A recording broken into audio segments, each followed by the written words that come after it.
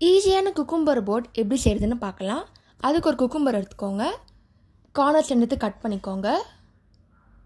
தோல் நெக்ஸ்ட் எடுத்துடணும். தோல் சீவிக்கலாம், ஃபுல்லாக சீவிக்கலாம். நெக்ஸ்ட்டு வந்து 2ஆக கட் பண்ண போகிறோம். இப்போ நம்ம கட் பண்ணுறோம்.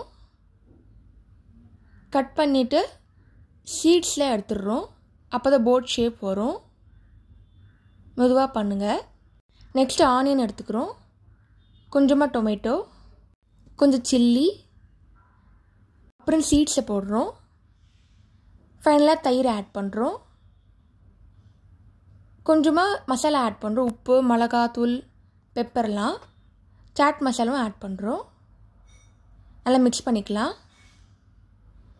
கடைசியாக ஸ்டஃப் பண்ணுறோம். அதில் குக்கும்பர் நடுவில் வைங்க. ஃபைனலாக ஓம்பொடி மேலே ஆட் பண்ணால் குக்கும்பர் போட் ரெடி. நீங்களும் ட்ரை பண்ணி பார்த்துட்டு எப்படி இருக்குன்னு சொல்லுங்கள். தேங்க்ஸ் ஃபார் வாட்சிங். லைக் பண்ணுங்கள், ஷேர் பண்ணுங்கள், சப்ஸ்கிரைப் பண்ணுங்கள்.